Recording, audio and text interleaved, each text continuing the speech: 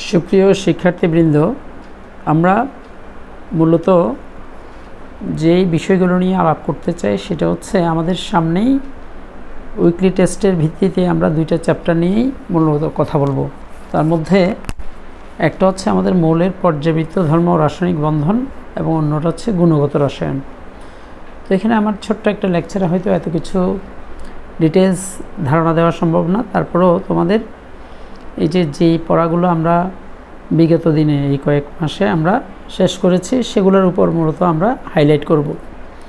তো দেখো, আমরা প্রথমেই অর্থাৎ যে জিনিসগুলো তোমাদের একটু করে হয়তো আমরা আলোচনা করলে অনেক কিছু উঠে আসবে এবং সেখানে তোমাদের মনে পড়বে যে কোন অংশে কি আছে বা কিভাবে মেজর জিনিসগুলো বের করতে হয়। তো প্রথমে আসো, আমাদের মৌলের পর্যাবৃত্ত ধর্ম রাসায়নিক বন্ধনের মধ্যে আমাদের বিশেষ করে পর্যায় সারণীতে কোন মৌল কোথায় অবস্থান করে সেটা বের করার পদ্ধতি। আমাদের দুইটা পদ্ধতি আছে, একটা হচ্ছে আধুনিক পর্যায় সারণী, আধুনিক, এবং আরেকটা নিয়ম হচ্ছে সর্বাধুনিক পর্যায় সারণী। তো আমরা আধুনিক পর্যায় সারণী এবং সর্বাধুনিক নিয়ম অনুসারে তোমাদেরকে যদি একটু করে হাইলাইট করি যে আধুনিক নিয়মটা আসলে আমাদের পর্যায় সারণীতে যেখানে পর্যায় 1 থেকে 7 পর্যন্ত এবং গ্রুপগুলা 1 থেকে 7 পর্যন্ত, এটা এ এবং বি দুইটা ভাগে ভাগ করা, গ্রুপ নাম্বার 8 একটা গ্রুপ এবং 0 একটা গ্রুপ আছে। আর সর্বাধুনিক নিয়ম অনুসারে তাও আমাদের পর্যায়ে 1 থেকে 7 পর্যন্ত, বাট আমাদের এই নিয়ম অনুসারে যে গ্রুপগুলো আছে সেটা সরাসরি আমাদের 1 থেকে 18 পর্যন্ত ভাগে ভাগ করা, গ্রুপে ভাগ করা।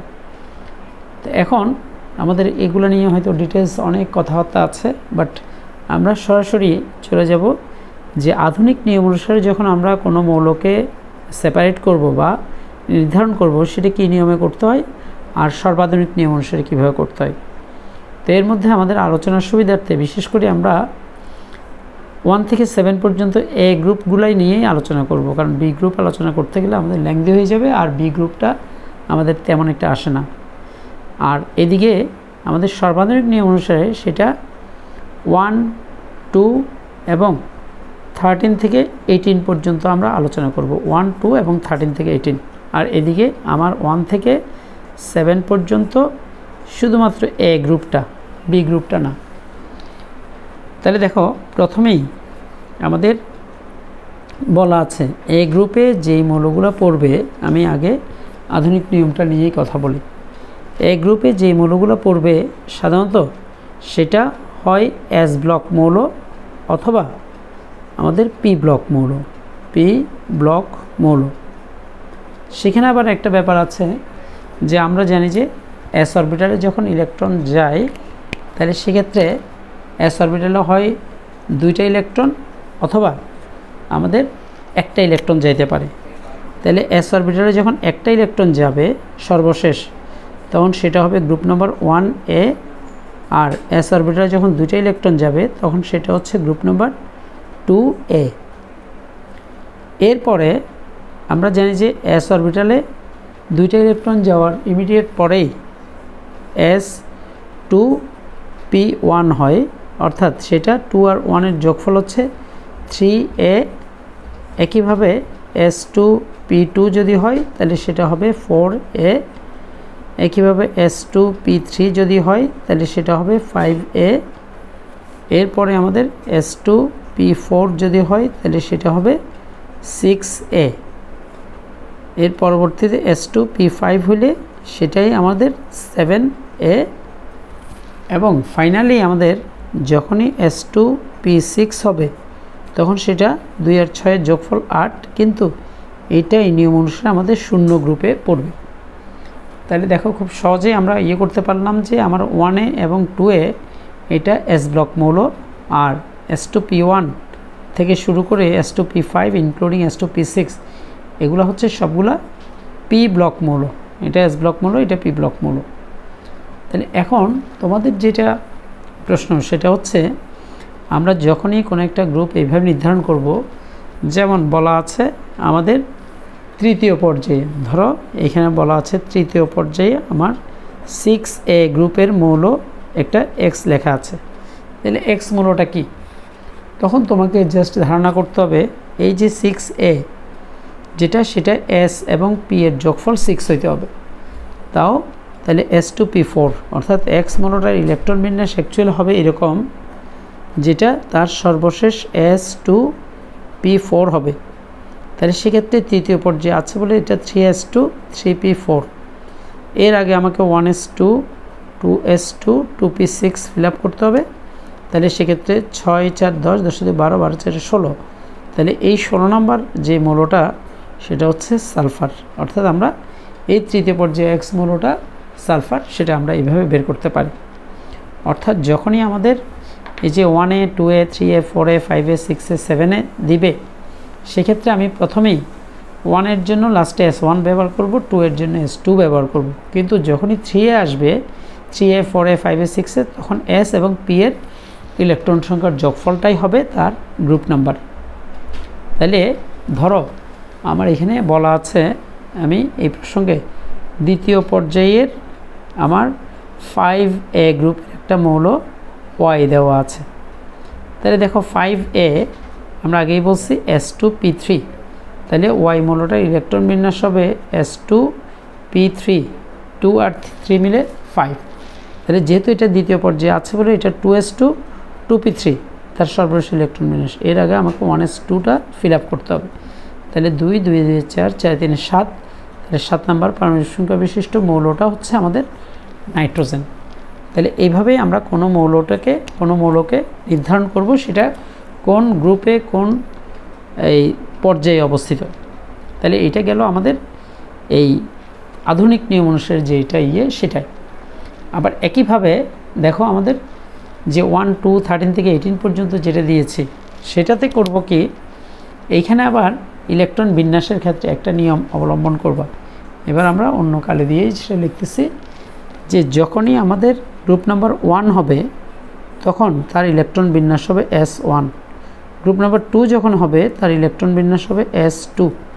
কিন্তু যখনই 13 আসবে তখন এই 13 থেকে আমরা 10 মাইনাস করে যেই ভ্যালুটা পাবো, তাহলে সেই ভ্যালুটাই আমাদের SA এবং P এর মধ্যে ডিস্ট্রিবিউট করতে হবে। তাহলে সেক্ষেত্রে SA হবে 2টা, Pতে হবে 1টা।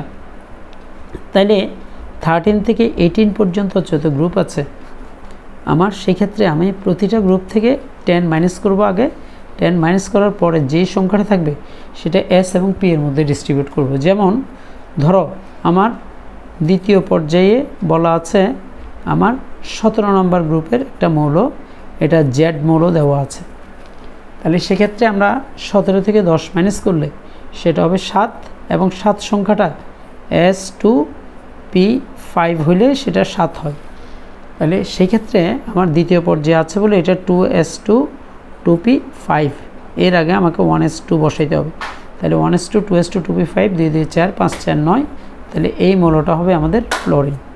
তাহলে আমার এই নিয়ম অনুসারে আধুনিক বা সর্বাধুনিক দুটা নিয়ম অনুসারে কীভাবে বের করতে হবে, তাও আমরা 1 থেকে 7 পর্যন্ত A প্লাস 0 গ্রুপ, এবং এদিকে আমার 1 2 আর 13 থেকে 18 পর্যন্ত দেখাইলাম। তাহলে এই নিয়ম অনুসারে আমাদের এটা খুব সহজে আমরা বের করতে পারবো। এইবার আসো আমরা পরবর্তীতে যে আলোচনাগুলো সেটা যদি আমি সংক্ষেপে একটু করি, বিশেষ করে আমাদের S ব্লক এবং P ব্লক মৌলের যে ধর্মাবলীগুলো আমাদের সিলেবাসে আছে, সে S ব্লক মৌলের ধর্মাবলীর মধ্যে আমরা শর্টকাট যদি একটু বলি যে আমার S ব্লক মৌলের ধর্মাবলী, তার মধ্যে আমাদের যেমন S ব্লক মৌলের মধ্যে ক্ষার ধাতু, যেটা গ্রুপ নাম্বার 1 এর যে মৌলগুলো আছে, এই যে lithium sodium potassium rubidium caesium francium, যেটা ক্ষার ধাতু। আর গ্রুপ নাম্বার 2 এর যে মৌলগুলো আছে সেটা হচ্ছে মৃৎক্ষার ধাতু, বেরিলিয়াম ম্যাগনেসিয়াম, এই যে আমাদের beryllium magnesium calcium strontium barium এবং রেডিয়াম, এগুলোই হচ্ছে আমার মৃৎক্ষার ধাতু।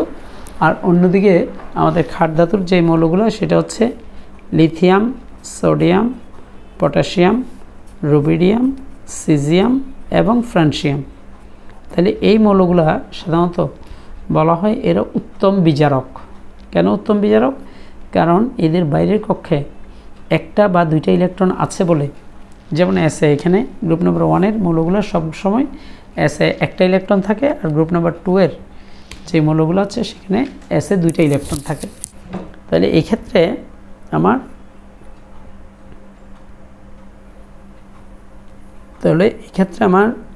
যে নিয়মটা সেটা হচ্ছে গ্রুপ নাম্বার 1 বা 2-এর একটা বা দুইটা ইলেকট্রন ছেড়ে দিয়ে সে সহজেই প্লাস আয়ন গঠন করতে পারে। যেমন আমি সোডিয়াম ধরলাম, সোডিয়াম তার একটা ইলেকট্রন ত্যাগ করলেই সোডিয়াম প্লাস হয়, তার মানে এখানে সে সহজেই ইলেকট্রন ত্যাগ করে জারিত হয়, আর যে মৌলটা সহজেই জারিত হয় সে বিজারক। একইভাবে আমাদের ম্যাগনেসিয়াম তার দুইটা ইলেকট্রন ত্যাগ করে 2 ইলেকট্রন ত্যাগ করে কিন্তু ম্যাগনেসিয়াম 2+ পরিণত হয়। তার মানে গ্রুপ নাম্বার 1 এবং 2-এর মৌলগুলা সহজেই একটা বা দুইটা ইলেকট্রন ত্যাগ করে জারিত হয় বলেই এরা উত্তম বিজারক হিসেবে কাজ করে। এটা একটা প্রশ্ন গেল।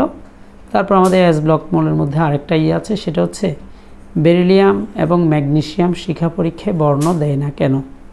তো সেক্ষেত্রে সেটার ব্যাখ্যাটা হচ্ছে এটা যে বেরিলিয়াম এবং ম্যাগনেসিয়ামের আকার অত্যন্ত ছোট বলে এদের বাইরের কক্ষের যে ইলেকট্রন আছে সেটা শিখার শক্তি সংগ্রহ করে উচ্চ শক্তি স্তরে যাইতে পারে না। ফলে উচ্চ শক্তি স্তরে যাইতে না পারলে তারা নিম্ন শক্তি স্তরে ফিরেও আসতে পারবে না। ফলে সেক্ষেত্রে শিখা পরীক্ষায় এরা কোনো বর্ণ প্রদর্শন করে না। এটা গেল বেরিলিয়াম ম্যাগনেসিয়াম শিখা পরীক্ষায় বর্ণ দেয় না কেন, এরা উত্তম বিজারক কেন। আবার মাঝে মধ্যে এটা প্রশ্ন আসে, আমার সোডিয়াম পটাশিয়াম এদেরকে কেরোসিনের মধ্যে ডুবিয়ে রাখা হয় কেন। তো সেটাই ব্যাখ্যাটা হচ্ছে সোডিয়াম যখন আমার পানির সাথে বিক্রিয়া করবে তখন আমার sodium hydroxide plus hydrogen gas এবং সাথে প্রচুর পরিমাণে তাপ উৎপন্ন করে। এত বেশি তাপ একসাথে উৎপন্ন হয় যে সাথে সাথে এটাতে আগুন ধরে যায়, এবং সে কারণেই সোডিয়াম বা পটাশিয়াম এদেরকে সাধারণত কেরোসিনে ডুবিয়ে রাখা হয়, কারণ কেরোসিনের মধ্যে অন্তত পানি থাকে না। কারণ যদি ভেজালের কোনো কেরোসিন হয় যেটা পানি দিয়ে মিশ্রিত করে সেটা আবার সমস্যা, কিন্তু নর্মাল পিওরলি কেরোসিনের মধ্যে কোনো পানি থাকবে না, সেক্ষেত্রে পানির সাথে কোনো বিক্রিয়া হবে না, তাপ উৎপন্ন হবে না। এই জন্য সোডিয়াম বা পটাশিয়ামকে কেরোসিনের মধ্যে ডুবিয়ে রাখা হয়। তাহলে গ্রুপ নাম্বার 1 এবং 2-এর অর্থাৎ আমার এস ব্লক মৌলগুলোর বেশ কিছু ধর্ম আছে, এগুলো একটু আমরা দেখে নিব।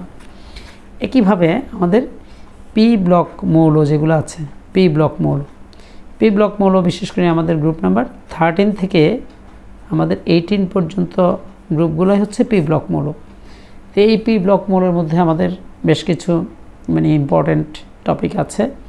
তার মধ্যে যেমন আমরা সিরিয়ালি যদি বলতে চাই, যেমন সিলিকন ডাইঅক্সাইড কঠিন কিন্তু কার্বন ডাইঅক্সাইড গ্যাসীয় কেন, এটাকে একটা ইম্পর্টেন্ট প্রশ্ন হতে পারে, এবং সেটা আমরা হয়তো ডিটেলস আলোচনা করতে গেলে একটা ল্যাং দিয়ে অনেকটা হয়ে যায়, কিন্তু সেই জিনিসগুলো তোমরা নিজেরা একটু করে দেখে নিবা। তারপরে আছে আমাদের যেমন সিলিকন টেট্রাক্লোরাইড, এটা আর্দ্র বিশ্লেষিত হয়, অন্যদিকে কার্বন টেট্রাক্লোরাইড এটা আর্দ্র বিশ্লেষিত হয় কিন্তু কার্বন CCl4 হয় না কেন, সেটারও ব্যাখ্যাটা আমাদের জানা আছে যে সিলিকন টেট্রাক্লোরাইডের সাথে পানির যখন বিক্রিয়া হবে তখন পানির অণুর একজোড়া মুক্তজোড় ইলেকট্রন সিলিকন টেট্রাক্লোরাইডকে দিয়ে অষ্টক সম্প্রসারিত যৌগ গঠন করার মাধ্যমে আমাদের একটা বন্ধন সৃষ্টি হয়, এবং সিলিকনের ফাঁকা ডি অরবিটাল, যেহেতু সে তৃতীয় পর্যায়ের মৌল, ফাঁকা ডি অরবিটাল থাকাই আমার সেটা সম্ভব হয়। কিন্তু কার্বন টেট্রাক্লোরাইডের কার্বনের মধ্যে যেহেতু কার্বন দ্বিতীয় পর্যায়ের মৌল, সেক্ষেত্রে দ্বিতীয় শক্তি স্তরে 2d নামের কোনো অরবিটাল নাই বা ফাঁকা ডি অরবিটাল নাই বলে সেটাতে কোনো ইলেকট্রন মুক্তজোড় ইলেকট্রন পানির অণু দিতে পারে না, সে কারণে এটা আর্দ্র বিশ্লেষিত হয় না। এখানে আরও কিছু ইম্পর্টেন্ট জিনিস আছে, যেমন ধরো আমাদের যেমন একটা প্রশ্ন, অ্যালুমিনিয়াম ক্লোরাইড এটা ডাইমার গঠন করে কেন, সেই জিনিসটা আমাদের লাগবে, অ্যালুমিনিয়াম ক্লোরাইডের ডাইমার গঠন। তারপরে আছে আমার এই যে কার্বনের দুইটা রূপভেদ, একটা হচ্ছে হীরক এবং আরেকটা হচ্ছে গ্রাফাইট, এবং এই দুইটার নেচার কিন্তু ভিন্ন ভিন্ন। হীরক বিদ্যুৎ পরিবহন করে না কিন্তু গ্রাফাইট বিদ্যুৎ পরিবহন করে। এটার ব্যাখ্যাটা এরকম যে হীরকে কার্বন sp3 সংকরণে আবদ্ধ, অন্যদিকে গ্রাফাইটে কার্বনগুলো sp2 সংকরণে আবদ্ধ। ফলে গ্রাফাইটে প্রতিটা কার্বন পরমাণুতে একটা করে pz অরবিটাল থেকে যায়, যেখানে একটা ইলেকট্রন মুক্ত ইলেকট্রন হিসেবে এটাতে বিচরণ করে, যেই মুক্ত ইলেকট্রনটা গ্রাফাইটে বিদ্যুৎ পরিবহনে সহায়তা করে। অন্যদিকে হীরকে যেহেতু ওইরকম পিজেডে কোনো অরবিটাল নেই, সবগুলো sp3তে বন্ধনে আবদ্ধ এবং অনেক শক্ত একটা বন্ধন গঠিত হয়, যে কারণে হীরক অত্যন্ত কঠিন পদার্থ, যেটা দিয়ে আমরা কাঁচ কাটার ক্ষেত্রে ব্যবহার করি হীরককে। যাই হোক, এই প্রশ্নগুলো আছে। তারপরে আরও আছে এখানে, যেমন আমাদের একটা প্রশ্ন আছে যে নাইট্রোজেন গ্যাসকে নিষ্ক্রিয় মাধ্যমের নিষ্ক্রিয় পরিবেশের মাধ্যম হিসেবে ব্যবহার করা হয় কেন? নিষ্ক্রিয় মাধ্যম, সেটাও আমাদের একটা যে নাইট্রোজেনের বাইরের কক্ষপথ যেহেতু 2p3 স্টেবল, ফলে সে সহজে অন্য কারোর সাথে বন্ধন গঠন করতে চায় না। তাছাড়াও নাইট্রোজেনের মধ্যে একটা ট্রিপল বন্ড আছে, যেখানে সিঙ্গেল বন্ড একটা, double pi bond, sigma bond একটা, পাই বন্ড দুইটা। এবং নাইট্রোজেনের এই যে বন্ধন যে আছে সেটাকে ভাঙতে অনেক বেশি শক্তির প্রয়োজন হয়, এবং এত বেশি শক্তি যে প্রায় 3000 ডিগ্রি সেন্টিগ্রেড তাপমাত্রায় এই বন্ধনটা ভাঙে। এবং সেই জন্যই নাইট্রোজেন সাধারণত কারোর সাথে সহজে বিক্রিয়া করে না বলেই এটা নিষ্ক্রিয় মাধ্যম হিসেবে ধরা হয়। তাহলে এই জিনিসগুলো আমাদের পি ব্লক মৌলের ধর্মাবলী আরও আছে। যেমন আমাদের একটা আছে হিলিয়াম, নিয়ন, আর্গন, ক্রিপ্টন, জেনন, রেডন, যারা নিষ্ক্রিয় গ্যাস আছে সেগুলোর বিভিন্ন ব্যবহার। তারপরে আমরা জানি যে এইটা ইম্পর্টেন্ট জিনিস, জেনন ডাইফ্লোরাইড, জেনন টেট্রাফ্লোরাইড এবং জেনন হেক্সাফ্লোরাইড যৌগ কিন্তু গঠন করে। যদিও আমরা জানি যে জেনন একটা নিষ্ক্রিয় গ্যাস, কিন্তু এই নিষ্ক্রিয় গ্যাস হলেও এরা কিন্তু যৌগ গঠন করতে পারে, এবং সেটা তাও তীব্র তড়িৎ-ঋণাত্মক মূল্য ফ্লোরিনের সাথে। এদের কতগুলো সংকরণ আছে সেটাও তোমরা ওইভাবে দেখে নেবে। যাই হোক, এস ব্লক এবং পি ব্লক মৌলের ধর্মাবলীর মধ্যে আরও যে বেশ কিছু ধর্ম আছে সেগুলা তোমরা ধীরে ধীরে একটু করবা। তারপরে যেমন হাইড্রোজেন সালফাইড গ্যাসীয়, কিন্তু সাধারণ তাপমাত্রায় আমার H2O সেটা তরল। এটা কেন? সেটা পানিতে পোলারিটি হয়, হাইড্রোজেন বন্ধন তৈরি হয়, হাইড্রোজেন বন্ধনের মাধ্যমে অণুগুলো কাছাকাছি থাকে। কিন্তু হাইড্রোজেন সালফাইডে সেরকম হাইড্রোজেন বন্ধন তৈরি হয় না, কারণ সালফার এবং হাইড্রোজেনের পোলারিটির যে ডিফারেন্সটা, পার্থক্যটা, সেটা 0.4, যার কারণে কোনো পোলারিটি হবে না, হাইড্রোজেন বন্ধন হবে না, অণুগুলো বিচ্ছিন্ন অনুরূপে থাকবে, সে কারণে এরা গ্যাসীয়, এরা তরল। যাই হোক, এই জিনিসগুলো তোমরা দেখে নিবা, আর এটা নিয়ে আমরা তেমন একটা আলোচনা করতে চাচ্ছি না। এবার আসো আমরা, যেহেতু আমাদের এই একটা টপিকের মধ্যে হয়তো আমরা পুরা এই রাসায়নিক বন্ধনের পুরো জিনিসগুলো আমরা করব, অর্থাৎ মৌলের পর্যাবৃত্ত ধর্ম। এরপরে আমাদের যেটা সিলেবাসে আছে সেটা হচ্ছে মৌলের যে পর্যাবৃত্ত ধর্মগুলো আছে তার মধ্যে আমার 4টা ধর্ম খুব বেশি ইম্পর্টেন্ট। তার মধ্যে একটা হচ্ছে আকার বা ব্যাসার্ধ, নাম্বার 2 হচ্ছে আয়নীকরণ শক্তি বা আয়োনাইজেশন এনার্জি, তারপরে অথবা এটাকে আয়োনাইজেশন পটেনশিয়ালও বলা হয়। তারপর আছে আমার ইলেকট্রন অ্যাফিনিটি বা ইএ, ইলেকট্রন অ্যাফিনিটি বা ইলেকট্রন আসক্তি। আর আরেকটা আছে আমাদের ইলেকট্রন নেগেটিভিটি বা তড়িৎ ঋণাত্মকতা, ইলেকট্রন নেগেটিভিটি। তো আমি একদম সংক্ষেপে এখানে যেই টপিকগুলো মূলত তোমাদের কাজে লাগবে সেই জিনিসগুলো নিয়ে একটু আলোচনা করব। যেমন আকারের ক্ষেত্রে আমরা জানি যে বাম থেকে ডানে গেলে কোনো পরমাণুর আকার হ্রাস পায়, এবং সেটারও কারণ কি, বাম থেকে ডানে গেলে যেহেতু নতুন কোনো শক্তিস্তর যুক্ত হয় না, কিন্তু কেন্দ্রে প্রোটন সংখ্যা এক এক করে বৃদ্ধি পাওয়ায় ইলেকট্রন প্রতি আকর্ষণ বাড়ে। ফলে ইলেকট্রন প্রতি আকর্ষণ বাড়লে আমার প্রোটনের সাথে ইলেকট্রনের তীব্র আকর্ষণের কারণে বাইরের কক্ষপথটা কিছুটা ছোট হয়ে যায়। সেই জন্য আমার বাম থেকে ডানে গেলে আকার হ্রাস পায়, আর অন্যদিকে উপর থেকে নিচের দিকে গেলে আকার বৃদ্ধি পায়। কারণ উপর থেকে নিচের দিকে গেলে প্রতিটা ক্ষেত্রেই একটা নতুন শক্তিস্তর যুক্ত হয় বলেই এই কেন্দ্রের নিউক্লিয়াস থেকে বাইরের কক্ষের দূরত্বটা বেড়ে যায়। আর অন্যদিকে আমরা যদি আকারের ক্ষেত্রে এটা একটু দেখাই যে সোডিয়াম প্লাস এবং নিয়ন, এই দুইটার মধ্যে কোনটার আকার বড় এবং কেন, বা কোনটার আকার ছোট এবং কেন। তাহলে সেক্ষেত্রে আমরা সোডিয়াম প্লাস যদি ইলেকট্রন বিন্যাস করি 1s2 2s2 2p6, কারণ 3s1 ইলেকট্রনটা যাওয়ার পরেই কিন্তু সোডিয়াম প্লাস হয়। আর অন্যদিকে নিয়নের 1s2 2s2 তাও 2p6, তারপর দুইটার ইলেকট্রন বিন্যাস সেম, কিন্তু এখানে যেহেতু দুইটারই ইলেকট্রন বিন্যাস অর্থাৎ 10টা 10টা করে ইলেকট্রন, এটা 10টা এবং এখানেও 10টা, যাদের ইলেকট্রন সংখ্যা 10 তাদেরকে আইসো ইলেকট্রনিক পদার্থ বলা হয়।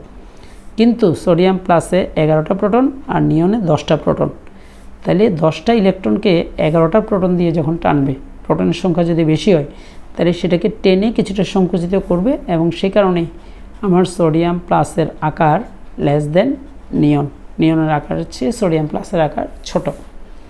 তাহলে এইভাবে আমরা কিছু করব। আর আরেকটা জিনিস, অনেক সময় এমন হয়, ধরো আমি 4টা মৌল এরকম দিলাম, যেমন লিথিয়াম, বেরিলিয়াম, তারপরে আমার সোডিয়াম, ম্যাগনেসিয়াম। তাহলে এই 4টা মৌলের মধ্যে যদি তোমাকে আকারের ক্রমটা নির্ধারণ করতে বলে, যেগুলোর মধ্যে কোনটার আকার বড় বা কোনটার আকার ছোট, সেক্ষেত্রে দেখো আমাদের দ্বিতীয় পর্যায়ের মৌলগুলার ডেফিনেটলি তৃতীয় পর্যায়ের মৌলগুলার চেয়ে ছোট হবে, কারণ এখানে একটা শক্তিস্তর বেশি। তাহলে আবার এই পর্যায়ের মৌলগুলো আকার ছোট, ডেফিনেটলি এই দুইটার আকার এই দুইটা থেকে ছোট। কিন্তু আবার বাম থেকে ডানে গেলে আবার আকার হ্রাস পায়, তাহলে লিথিয়ামের চেয়ে বেরিলিয়াম আরও ছোট। তাহলে আমরা লিখতে পারি এখানে বেরিলিয়ামটা আকার সবচেয়ে ছোট, তারপরে লিথিয়াম, এবং অন্যদিকে সোডিয়াম, ম্যাগনেসিয়াম এগুলোর আকার এই দুইটার চেয়ে বড়, কিন্তু বাম থেকে ডানে গেলে আবার আকার ছোট। তাহলে ম্যাগনেসিয়ামের আকার ছোট এবং সোডিয়ামের আকার বড়, তার মানে এখানে সোডিয়ামটা সবচেয়ে বড় আর বেরিলিয়ামটা সবচেয়ে ছোট। এইভাবে আমরা এক্সপ্লেন করব। তাহলে আকার নিয়ে আর তেমন কোনো নাই, আকার আমরা সোডিয়াম প্লাস নিয়ন অথবা অন্য পটাশিয়াম প্লাস আর আর্গন এগুলো দেখতে পারি একইভাবে। অর্থাৎ আমার প্রোটন সংখ্যা বিচারে বিশেষ করে আকারটা নির্ধারিত হয়। এবার আমাদের পরবর্তী যে সেটা হচ্ছে আয়োনাইজেশন এনার্জি বা আয়োনাইজেশন পটেনশিয়াল। দেখো এখানে তো সবাই একটু ভুল করে, আমরা যখন সংজ্ঞাটা লিখতে বলি যে আয়োনাইজেশন এনার্জি, সেটার সংজ্ঞাটা বারবারই একটু মনোযোগ দিয়ে করবা, যে 1 মোল গ্যাসীয় নিরপেক্ষ পরমাণুর সর্ববহিস্থ কক্ষপথ থেকে 1 মোল ইলেকট্রন অপসারণ করে একে 1 মোল একক ধনাত্মক গ্যাসীয় আয়নে পরিণত করতে যে পরিমাণ শক্তি প্রয়োজন হয় তাকে ওই মৌলের আয়নীকরণ শক্তি বা এটাকে প্রথম আয়নীকরণ শক্তিও বলে। আমি আবারও বলি, 1 মোল গ্যাসীয় নিরপেক্ষ পরমাণুর সর্ববহিস্থ কক্ষপথ হতে 1 মোল ইলেকট্রন অপসারণ করে একে 1 মোল একক ধনাত্মক গ্যাসীয় আয়নে পরিণত করতে যে পরিমাণ শক্তির প্রয়োজন হয় তাকে ওই মৌলের প্রথম আয়নীকরণ শক্তি বা শুধু আয়নীকরণ শক্তি বলে। আমরা প্রথম আয়নীকরণ শক্তি কী জন্য বলছি সেটা একটু দেখো। এইবার আমাদের দ্বিতীয় আয়নীকরণ শক্তি একটা আছে, সেকেন্ড আয়োনাইজেশন পটেনশিয়াল। সেটা হচ্ছে কি, অলরেডি একটা ইলেকট্রন ত্যাগ করার পরে সেটা যখন একক ধনাত্মক আয়নে পরিণত হয়, সেখান থেকে আর 1 মোল ইলেকট্রন ত্যাগ করলেই সেটা দ্বিধনাত্মক গ্যাসীয় আয়নে পরিণত হবে, এবং তখন যে শক্তিটা লাগবে সেটাকে বলা হয় আমাদের দ্বিতীয় আয়নীকরণ শক্তি। তাহলে দেখো দ্বিতীয় আয়নীকরণ শক্তির সংজ্ঞাটা যদি আমরা বলতে যাই তাহলে সেটা হবে কি, 1 মোল একক ধনাত্মক গ্যাসীয় আয়নের সর্ববহিস্থ কক্ষপথ হতে 1 মোল ইলেকট্রন অপসারণ করে একে 1 মোল দ্বিধনাত্মক গ্যাসীয় আয়নে পরিণত করতে যে পরিমাণ শক্তির প্রয়োজন তাকে ওই মৌলের দ্বিতীয় আয়নীকরণ শক্তি বলে। এবং এটা প্রায় পরীক্ষায় আসে যে কোনো মৌলের প্রথম আয়নীকরণ শক্তি অপেক্ষা দ্বিতীয় আয়নীকরণ শক্তির মান বেশি কেন, ΔH2 গ্রেটার দেন ΔH1। কারণ যদিও আমরা জানি যে দুই ক্ষেত্রে ইলেকট্রন কিন্তু একটা একটা করে ত্যাগ করে, যদি এমন হইতো যে দ্বিতীয় আয়নীকরণ শক্তিতে একসাথে দুইটা ইলেকট্রন ত্যাগ করে তাহলে হয়তো শক্তি বেশি লাগতো, কিন্তু এখানে তো দুইটা ইলেকট্রন ত্যাগ করছে না, একটা ইলেকট্রন ত্যাগ করছে। তাহলে সেক্ষেত্রে দেখো প্রথম আয়নীকরণ শক্তির ক্ষেত্রে প্রথমবার যখন নিরপেক্ষ পরমাণু থেকে ইলেকট্রন ত্যাগ করে তখন কিন্তু ওই নিরপেক্ষ পরমাণুতে সমান সংখ্যক প্রোটন এবং ইলেকট্রন থাকে, কিন্তু যখনই 1 মোল ইলেকট্রন ত্যাগ করে তখনই ওই মৌলটা একক ধনাত্মক আয়নে পরিণত হয়, যেখানে একটা ইলেকট্রন ত্যাগ করার কারণে কেন্দ্রে প্রোটন যা আছে ইলেকট্রন একটা কমে যায় বলে তখন বাকি ইলেকট্রনগুলো কেন্দ্রের সাথে পূর্বের তুলনায় আরও বেশি দৃঢ়ভাবে আকৃষ্ট থাকে। ফলে দ্বিতীয়বার যখন আমি ইলেকট্রন ত্যাগ করতে যাব সেক্ষেত্রে আমার শক্তি ডেফিনেটলি বেশি লাগবে। সেজন্যই কোনো মৌলের প্রথম আয়নীকরণ শক্তি অপেক্ষা দ্বিতীয় আয়নীকরণ শক্তির মান ডেফিনেটলি বেশি। তাহলে এই গেল প্রথম আয়নীকরণ শক্তি, দ্বিতীয় আয়নীকরণ শক্তি। একইভাবে তোমাকে যদি বলা হয় তৃতীয় আয়নীকরণ শক্তি কাকে বলে, তাহলে সেক্ষেত্রে 1 মোল দ্বিধনাত্মক গ্যাসীয় আয়নের সর্ববহিস্থ কক্ষপথ হতে 1 মোল ইলেকট্রন অপসারণ করে একে 1 মোল ত্রিধনাত্মক গ্যাসীয় আয়নে পরিণত করতে যে পরিমাণ শক্তির প্রয়োজন তাকে তৃতীয় আয়নীকরণ শক্তি বলে। যাই হোক, এগুলো নিয়ে এত ডিটেলস আমাদের কথা বলার দরকার নেই। তবে আমরা এখন যে জিনিসটা দেখাবো সেটা আমি খুব শর্টকাট বলি। সেটা হচ্ছে আমাদের এই যে বাম থেকে ডানে গেলে, ধরো আমি যদি দ্বিতীয় পর্যায়ের মৌলগুলো একটু লিখতে চাই, তাহলে সেক্ষেত্রে কি হবে, ধরো বাম থেকে ডানে আমি লিখলাম যে লিথিয়াম, তারপরে beryllium, boron, carbon, nitrogen, oxygen, fluorine, নিষ্ক্রিয় গ্যাসটা বাদ দিলাম। তাহলে এখানে লিথিয়ামের কেন্দ্রের প্রোটন হচ্ছে 3টা, এখানে 4টা, 5টা, 6টা, 7টা, 8টা এবং 9টা। তাহলে দেখো বাম থেকে ডানে গেলে একই পর্যায়ে আয়নীকরণ শক্তি সাধারণত বৃদ্ধি পায়। এখন আয়নীকরণ শক্তি সাধারণত বৃদ্ধি পায়, কেন বৃদ্ধি পায়? কারণ যেহেতু বাম থেকে ডানে গেলে নতুন কোনো শক্তিস্তর যুক্ত হয় না, কিন্তু কেন্দ্রে প্রোটন সংখ্যা এক এক করে বৃদ্ধি পাওয়ায় ইলেকট্রন প্রতি আকর্ষণ বাড়ে, ফলে ইলেকট্রন ত্যাগ করতে অধিক শক্তির প্রয়োজন হয়। যেমন দেখো, ধরো লিথিয়ামের বাইরের কক্ষ থেকে একটা ইলেকট্রন ত্যাগ করতে সে 3টা প্রোটনের সাথে আকৃষ্ট আছে, 3টা প্রোটনের এগেনস্টে গিয়ে ইলেকট্রনটা ত্যাগ করতে হবে। কিন্তু আমি যদি ফ্লোরিনের একটা ইলেকট্রন ত্যাগ করতে যাই, সে তো 9টা প্রোটন দ্বারা আকৃষ্ট ইলেকট্রনগুলো, তাহলে একটা ইলেকট্রন যখন ত্যাগ করবে তখন ডেফিনেটলি এটাতে শক্তি বেশি লাগবে। সেজন্য আমরা বলি সাধারণত বাম থেকে ডানে গেলে আয়নীকরণ শক্তি বৃদ্ধি পায়, আর উপর থেকে নিচের দিকে গেলে আয়নীকরণ শক্তি হ্রাস পায়। কিন্তু এই ক্ষেত্রে আমার 2 জোড়া মৌলের মধ্যে তার ব্যতিক্রম আছে। তার মধ্যে একটা হচ্ছে বেরিলিয়াম, বোরন, আর একটা হচ্ছে আমাদের নাইট্রোজেন এবং অক্সিজেন। আমরা সেই ব্যাখ্যাটা এই পাশে গিয়ে করি যে আমাদের ব্যতিক্রমটা কি। তাহলে প্রথমে যদি আমরা এই যে দেখো বেরিলিয়াম এবং বোরন, প্রাথমিক বিচারে বেরিলিয়ামের কেন্দ্রের প্রোটন সংখ্যা 4, বোরনের কেন্দ্রের প্রোটন সংখ্যা 5। তাহলে যার কেন্দ্রের প্রোটন বেশি তার তো ইলেকট্রন প্রতি আকর্ষণ বেশি, সুতরাং এই ক্ষেত্রে শক্তি বেশি লাগার কথা।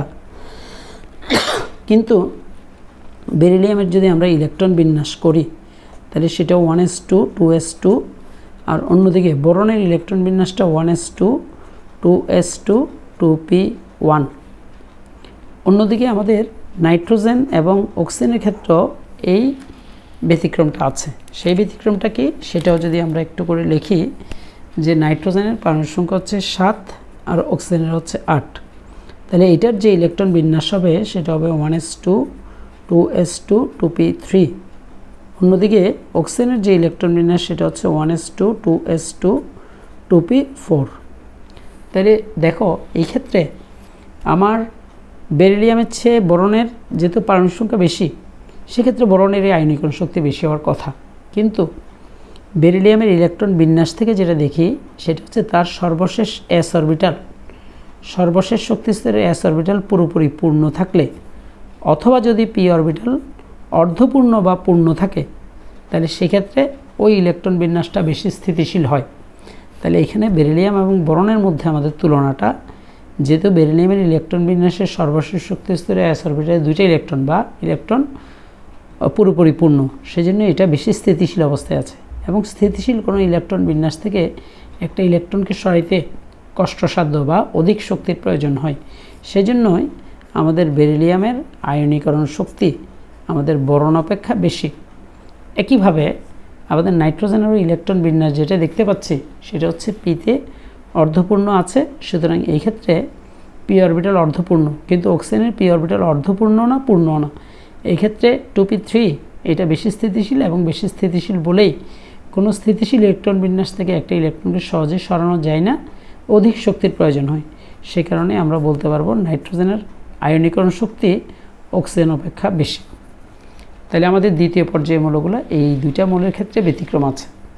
একই ব্যাপার আমাদের বেরিলিয়ামের নিচে যে ম্যাগনেসিয়াম আছে, ম্যাগনেসিয়ামের আয়নীকরণ শক্তিও আমার অ্যালুমিনিয়াম অপেক্ষা বেশি, আবার আমার ফসফরাসের আয়নীকরণ শক্তি আমার সালফার অপেক্ষা বেশি। এখন এই ক্ষেত্রে কারণ ম্যাগনেসিয়ামের ইলেকট্রন বিন্যাস আবার 3s2, আর ফসফরাসের 3p3, মানে এখানে 2p3 আছে, এখানে 3p3 হবে। এই দুটো ইলেকট্রন বিন্যাস বেশি স্থিতিশীল বলেই এদের আয়নীকরণ শক্তি তার পরবর্তী মৌল যার পারমাণবিক সংখ্যা বেশি সেটা থেকে কিন্তু এই ম্যাগনেসিয়ামের আয়নীকরণ শক্তি অ্যালুমিনিয়াম অপেক্ষা বেশি, আবার ফসফরাসের আয়নীকরণ শক্তি সালফার অপেক্ষা বেশি। এবার দেখো এখানে আরেকটা খুব ইন্টারেস্টিং প্রশ্ন আছে, সেটা হচ্ছে আমরা আগেই বলছি বেরিলিয়ামের আয়নীকরণ শক্তি বোরন অপেক্ষা বেশি, এবং এটা প্রথম আয়নীকরণ শক্তি, কারণ নিরপেক্ষ পরমাণু থেকে যখন ইলেকট্রন ত্যাগ করবে তখন বেরিলিয়ামের নিরপেক্ষ পরমাণুর s অরবিটাল পূর্ণ বলে এটা বেশি স্থিতিশীল। কিন্তু যখন একটা ইলেকট্রন চলে যাবে তখন বেরিলিয়ামটা পরিণত হবে বেরিলিয়াম প্লাসে। আবার একটা ইলেকট্রন যদি বোরনের চলে যায় তখন বোরনও পরিণত হবে বোরন প্লাস। তখন ইলেকট্রন বিন্যাসটা 1s2 2s1, আর বোরন প্লাসেরও ইলেকট্রন বিন্যাস 1s2 2s2। এবার দেখো আমরা যে দ্বিতীয় আয়নীকরণ শক্তি বলেছিলাম, যে দ্বিতীয় আয়নীকরণ শক্তিতে যখন একটা ইলেকট্রন অলরেডি চলে যাবে মানে বেরিলিয়াম প্লাস বোরন প্লাস হবে, এইবার যখন আমরা আরেকটা ইলেকট্রন ত্যাগ করব যেটাকে দ্বিতীয় আয়নীকরণ শক্তি বলে, কারণ দ্বিতীয় আয়নীকরণ শক্তির সংজ্ঞাতেই বলা আছে 1 মোল একক ধনাত্মক গ্যাসীয় আয়নের সর্ববহিস্থ কক্ষপথ হতে 1 মোল ইলেকট্রন অপসারণ করে একে 1 মোল দ্বিধনাত্মক গ্যাসীয় আয়নে পরিণত করতে যে পরিমাণ শক্তির প্রয়োজন। এবার কিন্তু বেরিলিয়াম প্লাস এবং বোরন প্লাস যেখান থেকে একটা করে আমরা ইলেকট্রন ত্যাগ করব, সেক্ষেত্রে আমার বোরন প্লাসের ইলেকট্রন বিন্যাসটা কিন্তু স্থিতিশীল হয়ে আছে 2s2। তাহলে এইবার দ্বিতীয়বার ইলেকট্রন ত্যাগ করতে আমার বোরনের ক্ষেত্রে ইলেকট্রন ত্যাগটা শক্তি বেশি লাগবে, কারণ বেরিলিয়াম প্লাসের ইলেকট্রন বিন্যাস তখন আর স্থিতিশীল নাই, s অরবিটালে একটা। আর তাছাড়া বেরিলিয়াম প্লাসে কেন্দ্রে প্রোটন আছে আমার 4টা, আর বোরনের কেন্দ্রে প্রোটন আছে 5টা। তার মানে বোরন প্লাসে কেন্দ্রে প্রোটন সংখ্যা বেশি, আবার বোরন প্লাসে ইলেকট্রন বিন্যাসও স্থিতিশীল। তো সেক্ষেত্রে আমরা এটা বলতে পারি যে বেরিলিয়ামের প্রথম আয়নীকরণ শক্তি বোরন অপেক্ষা বেশি হলেও বেরিলিয়ামের দ্বিতীয় আয়নীকরণ শক্তি বোরনের দ্বিতীয় আয়নীকরণ শক্তি অপেক্ষা কম। একইভাবে এই একই ব্যাপার নাইট্রোজেন অক্সিজেনের ক্ষেত্রেও খাটে। তাহলে আমরা কি বলতে পারবো যে নাইট্রোজেনের প্রথম আয়নীকরণ শক্তি অক্সিজেনের প্রথম আয়নীকরণ শক্তি অপেক্ষা বেশি, কিন্তু নাইট্রোজেনের দ্বিতীয় আয়নীকরণ শক্তি অক্সিজেনের দ্বিতীয় আয়নীকরণ শক্তি অপেক্ষা কম। সেই ব্যাপারটা আমার ম্যাগনেসিয়াম অ্যালুমিনিয়াম এবং ফসফরাস সালফার এদের ক্ষেত্রেও পাওয়া যায়। তো এইবার আমরা যেটা করব সেটা হচ্ছে, তাহলে আমাদের এই পর্যায় সারণীতে এই ব্যতিক্রমগুলো আছে, বাম থেকে ডানে গেলে তাহলে আয়নীকরণ শক্তি নর্মালি বাড়ে, কিন্তু কিছু ক্ষেত্রে সেটা ব্যতিক্রম দেখা যায়। কোন কোন মৌলে ব্যতিক্রম দেখা যায় সেটা আমরা আলোচনা করলাম। এইবার আমাদের ইলেকট্রন অ্যাফিনিটি খুব ইম্পর্টেন্ট। সেটাতে বলা আছে ইলেকট্রন অ্যাফিনিটির সংজ্ঞাটা যদি আমি বলি, তাহলে সংজ্ঞাটা কি, 1 মোল গ্যাসীয় নিরপেক্ষ পরমাণুর, এবার আমরা এইভাবে ধরব, 1 মোল গ্যাসীয় নিরপেক্ষ পরমাণুর সর্ববহিস্থ কক্ষপথে 1 মোল ইলেকট্রন প্রদান করে একে 1 মোল একক ঋণাত্মক গ্যাসীয় আয়নে পরিণত করতে যে পরিমাণ শক্তি নির্গত হয় তাকে ওই মৌলের ইলেকট্রন আসক্তি বা প্রথম ইলেকট্রন আসক্তি বলে। দেখো সংজ্ঞাটার মধ্যে কিন্তু কিছু জিনিস তোমাদেরকে মাথায় রাখতে হবে। 1 মোল গ্যাসীয় নিরপেক্ষ পরমাণুর সর্ববহিস্থ কক্ষপথে 1 মোল ইলেকট্রন প্রদান করে একে 1 মোল একক ঋণাত্মক গ্যাসীয় আয়নে পরিণত করলে যে পরিমাণ শক্তি নির্গত হয় তাকে ওই মৌলের ইলেকট্রন আসক্তি বা এটাকে প্রথম ইলেকট্রন আসক্তিও বলা হয়, এবং এখানে শক্তি নির্গত হবে। আমাদের এটা আরেকটা ব্যাপার আছে, সেটা হচ্ছে যেই পরমাণু বা যে মৌল যত সহজে ইলেকট্রনকে গ্রহণ করতে পারবে তার ক্ষেত্রে শক্তি নির্গত তত বেশি হবে। তাহলে এই ক্ষেত্রে আমরা এক্স যেটা ইলেকট্রন গ্রহণ করলে শক্তি নির্গত হয়, এটা হচ্ছে প্রথম ইলেকট্রন আসক্তি। কিন্তু আমাদের দ্বিতীয় ইলেকট্রন আসক্তি যদি দেখি, তাহলে সেক্ষেত্রে এক্স মাইনাস যেটা অলরেডি হয়ে আছে সেটার মধ্যে যখন আর 1 মোল ইলেকট্রন দিব, তাহলে সেক্ষেত্রে এক্স 2 মাইনাস এটাতে পরিণত হবে, এবং সেক্ষেত্রে ডেল্টা এইচ আমরা যদি 2 লিখি তাহলে সেটা প্লাস পজিটিভ হবে মানটা। কেন? এইবার দ্বিতীয় ইলেকট্রন আসক্তি যদি আমি বলতে যাই, প্রথম ইলেকট্রন আসক্তি আমি আবারও বলি, 1 মোল গ্যাসীয় নিরপেক্ষ পরমাণুর সর্ববহিস্থ কক্ষপথে 1 মোল ইলেকট্রন প্রদান করে একে 1 মোল একক ঋণাত্মক গ্যাসীয় আয়নে পরিণত করলে যে পরিমাণ শক্তি নির্গত হয় বা যে পরিমাণ শক্তি উৎপন্ন হয় তাকে ওই মৌলের প্রথম ইলেকট্রন আসক্তি বলে। আর দ্বিতীয় ইলেকট্রন আসক্তি তাহলে কী হবে, 1 মোল একক ঋণাত্মক গ্যাসীয় আয়নের সর্ববহিস্থ কক্ষপথে 1 মোল ইলেকট্রন প্রদান করে একে 1 মোল দ্বি ঋণাত্মক গ্যাসীয় আয়নে পরিণত করলে যে পরিমাণ শক্তি প্রয়োজন হয় তাকে ওই মোলের দ্বিতীয় ইলেকট্রন শক্তি বলে। দেখো প্রথম ক্ষেত্রে কিন্তু আমাদের শক্তি নির্গত হয়েছে, কিন্তু দ্বিতীয় ইলেকট্রন আসক্তির ক্ষেত্রে শক্তি প্রয়োজন হয়। এবং এই প্রশ্নটা আমাদের খুব ইম্পর্টেন্ট যে প্রথমবার একটা ইলেকট্রন গ্রহণ করলে শক্তি নির্গত হয়, কিন্তু দ্বিতীয় ইলেকট্রন গ্রহণ করার ক্ষেত্রে শক্তি কেন প্রয়োজন হয়? সেটার ব্যাখ্যাটা হচ্ছে, যখন প্রথমবার ইলেকট্রন গ্রহণ করে তখন ওই পরমাণুটা নিরপেক্ষ অবস্থায় থাকে, এবং নিরপেক্ষ যে কোনো পরমাণু তার কেন্দ্রের যে নিউক্লিয়াস পজিটিভ চার্জ সেটা ইলেকট্রনকে ডেফিনেটলি আকর্ষণ করবে, তো আকর্ষণ করলেই শক্তি নির্গত হবে। কিন্তু যখন দ্বিতীয় ক্ষেত্রে অলরেডি পরমাণুটা মানে নিরপেক্ষ পরমাণুটা অলরেডি ঋণাত্মক আয়নে পরিণত হয়েছে, সেই ঋণাত্মক আয়নের সাথে যখন আমি আরেকটা ঋণাত্মক চার্জ বিশিষ্ট ইলেকট্রন দিব, তাহলে সেক্ষেত্রে ওই ঋণাত্মক চার্জ ঋণাত্মক ইলেকট্রনকে বিকর্ষণ করবে। ফলে বিকর্ষণ করবে বিদায়, অর্থাৎ আমার ইলেকট্রনটাকে সহজে সে আকৃষ্ট করবে না, সে তো নেগেটিভ চার্জ, এও নেগেটিভ চার্জ, তখন ওই ইলেকট্রনকে আমাকে ফোর্সফুলি শক্তি প্রয়োগ করেই বাইরের কক্ষে ঢুকাইতে হবে, এবং শক্তি প্রয়োগ করতে হয় বলেই আমার দ্বিতীয় ইলেকট্রন আসক্তির মানটা ধনাত্মক হয়। তাহলে এগুলো জানলাম। এইবার আমরা আমাদের ইম্পর্ট্যান্ট একটা আছে, সেটা হচ্ছে ইলেকট্রন আসক্তি বাম থেকে ডানে গেলে ইলেকট্রন আসক্তি বাড়ে, কারণ বাম থেকে যতই ডানে যাওয়া যাবে ততই কেন্দ্রে একটা করে প্রোটন বা পজিটিভ চার্জ যুক্ত হচ্ছে বলেই ইলেকট্রন প্রতি আকর্ষণ বাড়ে, এবং ইলেকট্রন প্রতি যত আকর্ষণ বাড়বে শক্তি তত বেশি নির্গত হবে। সেজন্য বাম থেকে ডানে গেলে শক্তি নির্গত শক্তির পরিমাণ বৃদ্ধি পায়, তার মানে ইলেকট্রন আসক্তি বাড়ে। কিন্তু উপর থেকে নিচের দিকে গেলে আমি যদি ফ্লোরিন, ক্লোরিন, ব্রোমিন এবং আয়োডিনের ক্ষেত্রে দেখাই, আগেই বলছি যে পরমাণু যত সহজে ইলেকট্রন গ্রহণ করতে পারে তার শক্তি নির্গত তত বেশি হয়। তো ডেফিনেটলি ফ্লোরিনের আকারটা ছোট এবং নিউক্লিয়াস থেকে অত্যন্ত কাছে বলে ফ্লোরিনের ক্ষেত্রে ইলেকট্রন আসক্তি সবচেয়ে বেশি হওয়ার কথা। মানে আমাদের ট্রেন্ডটা এমন হওয়ার কথা যে আমি যদি ফ্লোরিনের ইলেকট্রন আসক্তি গ্রেটার দেন ক্লোরিনের, গ্রেটার দেন ব্রোমিন এবং গ্রেটার দেন ব্রোমিন আয়োডিন, এটা হওয়ার কথা ছিল। কিন্তু বাস্তবে আমার ফ্লোরিন এবং ক্লোরিনের মধ্যে একটা ছোট্ট ব্যতিক্রম আছে। এখন ব্যতিক্রমটা কি সেটাই আমরা জানবো। ব্যতিক্রমটা হচ্ছে আমার ফ্লোরিনের আকারটা অত্যন্ত ছোট, কারণ ফ্লোরিনটা মাত্র দ্বিতীয় পর্যায়ের মৌল, অর্থাৎ আমার প্রথম কক্ষপথে যদি 2টা ইলেকট্রন থাকে, দ্বিতীয় কক্ষপথে 7টা ইলেকট্রন আছে। 7টা ইলেকট্রন আমরা যদি দেখাই 3, 6, 7, এই ক্ষেত্রে ফ্লোরিনের আকার অত্যন্ত ছোট বলে এবং তার বাইরের কক্ষে 7টা ইলেকট্রন থাকায় ইলেকট্রনের ঘনত্ব অত্যধিক বেশি হয়।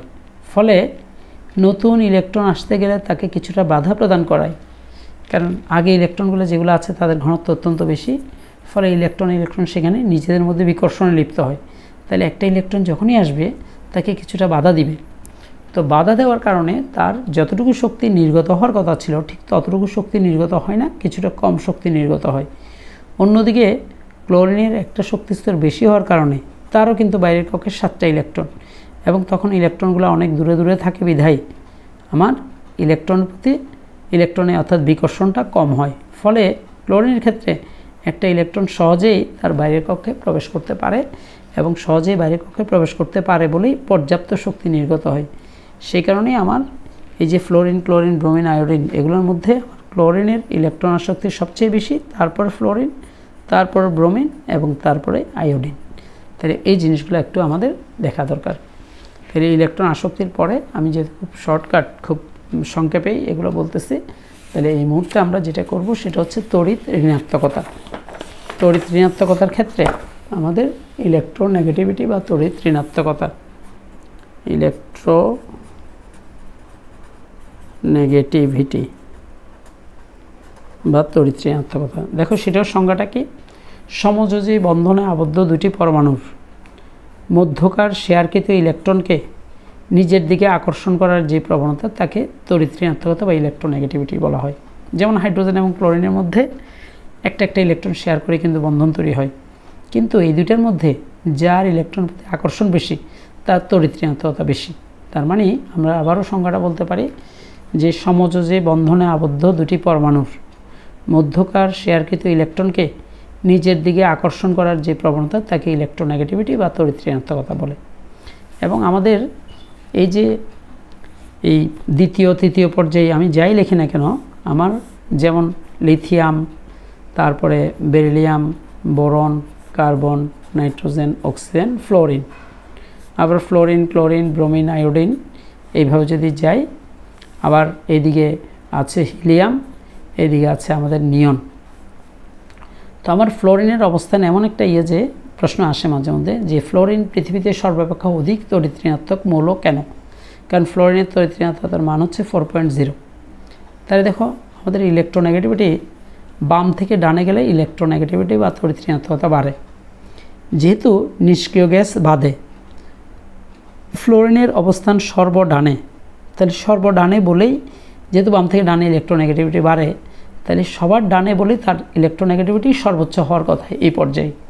আবার একইভাবে উপর থেকে নিচের দিকে গেলে তড়িৎ ঋণাত্মকতা কমে, সেই হিসেবেও ফ্লোরিনের অবস্থান সবার উপরে ওই নিষ্ক্রিয় গ্যাস হিলিয়াম বাদে।